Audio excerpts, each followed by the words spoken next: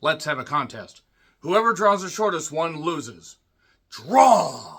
Ghost Cat Anzu is an anime film getting a limited theatrical release that features an 11-year-old girl named Karen who is basically not doing all that well because she lost her mother a few years ago. She's kind of down in the dumps. Her and her dad moved to a place out in the middle of basically buttfuck nowhere. They visit the grandfather, and then the father, named Tetsuya, not Naito, has some debts that he has to pay and says, here, stay with Grandpa. You stay here. I'll go home. And then basically Karen must decide how she's going to live her life because she doesn't know if her dad's going to come back. They were going to go visit visit the mother's grave. It's an anniversary thing that they do. But fortunately, she doesn't just have to worry about her grandfather because her grandfather actually is well-intentioned and means well and wants to do right by his granddaughter because he has a ghost cat named Anzu in a movie called Ghost Cat Anzu. If I'm mispronouncing that, I do apologize. I saw the Japanese subtitle version of this, or the English subtitle version of this. I saw the Japanese audio track version. That's what I'm trying to say. I decided to watch this without seeing a single goddamn trailer, a clip, nothing. I just decided to basically step out of my comfort zone and check it out. And you know what? It was certainly a strange movie, I'll say that much. A ghost cat that can speak perfect English, or perfect Japanese as it were, can talk like a human, and it turns out this cat can live a long goddamn time, is, very much, adventurous, shall we say, kind of a bit of aloof, shall we say, as well, and does kind of take Karen under his wing, or paw, as it were, and an adventure breaks out. An adventure that kind of takes us all over the place, while still simultaneously staying in just this central location, and visiting a few strange areas. Look, it's odd. It's an odd movie, and it's really hard to describe the plot, because it's all over the fucking map. There are certain things that make sense, that invoke Studio Ghibli, and then other parts that basically make me think, what the fuck is going on? I'm not a deep anime fan. I appreciate Dragon Ball Z, but Dragon Ball Z Abridged, from Team 4 Star, that got me, mostly into that stuff because it was funny. Spirited Away, Howl's Moving Castle, Princess Mononoke, and various other. The Wind Rises. Paprika was an odd one, and that one definitely is way more out there than this, but you have a ghost cat that basically takes charge of Karen and is trying to protect her. Karen, however, wants to find her dad. Also, she wants to visit her grandma, or her mother's gravesite, or memorial, as it were, and yeah, there's a little bit of, drama about it. There's a little bit of comedy, some that hits, some that really doesn't, and it's also a bit adult for some kids. I mean, they say G kids, and I'm like, that's one of the people that, did it, and I go, this kind of isn't really kid-like. I mean, it's not super violent, but there are parts where I'm like, this is a little bit obscure. I don't know, maybe things play different over there in Japan. There are strange creatures and strange things going on. I do like the chemistry between Karen and Anzu. And the father, when he's actually in the picture, is not, is decent. He's also kind of a full-on dick. And there is a sweet, underlying thing about just, a girl wanting to see her mother one more time. However, the movie is so goddamn obscure at times. I was like, okay, this is a little bit weird. It kind of meanders. There are a few strange things. There's a few dark images and some really, really strange stuff. So it's odd. Now, if you are a deep anime fan, or even more of a casual anime, or, less of a casual anime fan than me, if you're more into some of this stuff, I want to know what you guys thought, because I'm genuinely curious. Did I just miss the mark here? Is this just way too obscure for people that aren't deep in the lore of anime? It also used a thing called rotoscoping animation. You can look that up. Shout out to a friend of mine in Texas for explaining that to me, because he read up a little bit because I was in the theater at the time. Even though I had a private screening, didn't want to do research when I was trying to read the English subtitles, because this may come as a shock to you. I don't speak Japanese. I barely speak English. But nevertheless, it's interesting. It's just kind of above average. It ends up being fine. There are some genuine moments of a bit of emotional depth. And also some stuff where the character motivations just change like crazy. And they also try to introduce too many things and throw too many things in where it's I I don't think that it quite fully gelled. And the reviews are kind of all over the map. Audiences and critics alike say, for the most part, it has, some good animation and a few good themes, but it's also utterly forgettable, to the point that I'm actually struggling to remember a lot of the plot as I talk about it, and I just saw it like about 2 hours ago. So nevertheless, Ghost Cat Anzu, easy for me to say, is in theaters, limited, and will probably be probably be on streaming pretty goddamn soon. Let me know what you guys thought, but I am going to be getting into spoilers. 3, 2, 1, and spoilers. So, basically, Tetsuya, not hitting Destino. Yeah, that's right. I can reference New Japan and a guy that used to have working knees. Nevertheless, Tetsuya basically has a lot of gambling debts, or debts of some kind that he owes to a loan shark. His grandfather won't give him money. Karen means well. Anzu basically does deliveries, does random stuff, and everybody just accepts that there is a ghost cat of this temple, like this, house and everything, and like he's this entity that basically can talk like a human, he can do stuff, and he's well-meaning, but he does have particular human quirks. He likes to gamble on pachinko. If you know anything about fucking Japan, they love their pachinko machines, not Konami pachinko machines. If you get it, you get it. That's a deep cut even for somebody that doesn't understand video gaming like I do.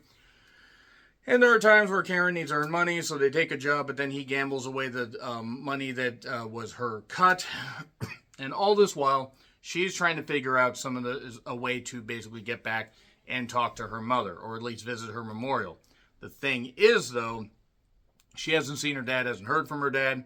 She also ends up meeting some wild creatures. Anzu at one point finds some weird quails that are actually just, they're cheap-cheeps is what I'm going to call them, because they're just strange creatures, or like forest sprites or wood sprites. Not like Vidino in Puma Man. Again, deep cut here. There's a giant, or there's like a monstrous frog, or a monster frog. There's a talking toadstool, a weird old lady, and I don't know what the fuck was happening here, but yeah, they're creatures that Karen just accepts. You could argue that some of this was probably her imagination, which probably would have actually been a little bit better, showing the girl's a little fucked up. But overall, she just wants to get back with to her mother.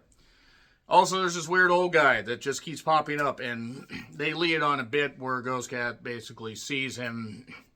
He's bothering this one guy, Yo-chan, that's having bad luck, and he chases this old guy off, and he does the whole thing where it's like, draw this, and whichever one is the short one, you are, you lose. That person loses. He loses, and it turns out actually that this old man is a god of... He's basically a ghost that only Anzu can see, and he's somebody that...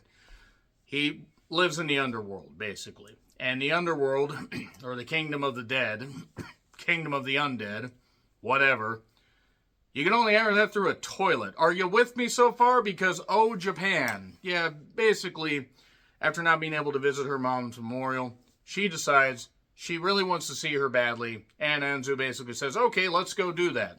There's stuff that happens in this. Like, there's a hot springs that she visits, and she really doesn't want to go back, even though she loves her grandfather. She hasn't really known him, but she's an adventurous, precocious, and also kind of bitchy 11-year-old girl.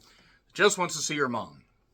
So Anzu basically is trying to get rid of this, god of obscurity, I think is what it is, or poverty. I think god of poverty, actually, now that I think about it.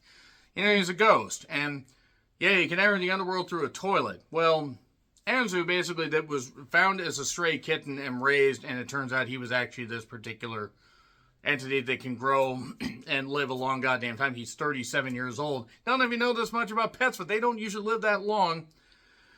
They go to the underworld, and Anzu is basically just back to being a cat, and she ends up meeting her mom. There's also these weird demons that pop up because they're guardians of the underworld. She sees her mom. She also sees her dad that's beaten half to death, so he's kind of half in the world, half out of the world and everything because the loan sharks found him. They find this out after they had visited his apartment and a whole bunch of stuff was on there written in calligraphy and written in Japanese to the point that I couldn't understand it. But we'll find you and break your face, punch your face in. I think that's one of the things that it said.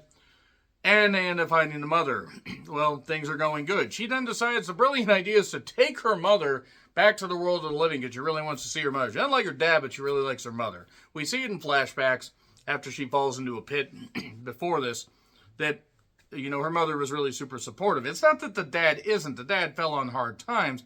But then, basically, you know, she takes her mother back to the, you know, the real world where Rob Thomas is still being hassled. There's also a side plot with two young boys that at first fall for Karen and then kind of don't. There's also a part where she ends up going back to Tokyo, or at least an adjacent city, where she meets a, you know, dream boy, or sees a dream boy that used to go to her school, cram school. They slammed the iron gate on me at cram school again, which is all I could fucking think of. Thank you, MST3K, Prince of Space.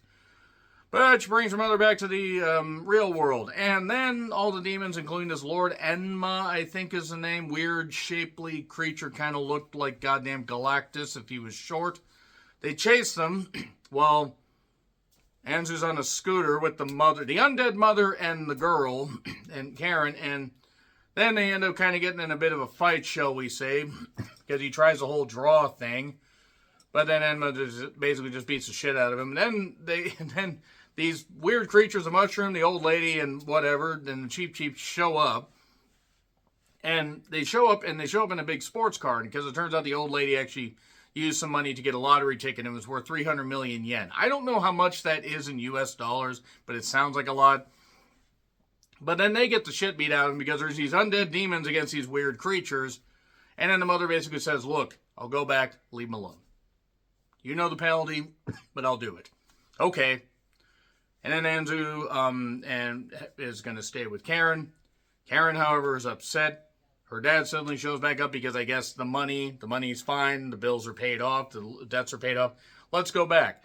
Then she decides she's packing up her stuff. She's kind of pissed off at Anzu because, I guess because the mother wasn't still there and she's pissed off at him or whatever. She's just an 11-year-old girl that's pissed off. It's hard to really tell because this movie, again, is really fucking obscure. But she gets upset, but she also kind of ends up crying in his arms, or paws, as it were. Goes back with her dad and then realizes, you know what? I prefer staying with my grandfather and his weird cat. So I'll study hard, don't worry, Dad. And then she runs back. He accepts this. It's like, okay, probably because he realized not only am I beat up, he has his arm broken for the entire movie. Now he's got other injuries. Oh yeah, I've been kind of a dickish dad, shall we say. I did like the part with the mother and the daughter. That was kind of sweet. Really stupid to try to bring her back to the real world, but nevertheless. She runs back, and then Anzu, and then that's it. And then we smash cut to credits. Yeah, that... Did I describe that plot? Well, for anybody that has seen this, did I even come close to describing the plot properly? C+. It has good portions, or just nice animation and everything, but I don't know. This just didn't gel to me. It was really weird. So nevertheless, C+. Let me know your thoughts in the comments. Like, share, subscribe, Twitter handle in the description. I'm John Ricklin. I'll see you soon.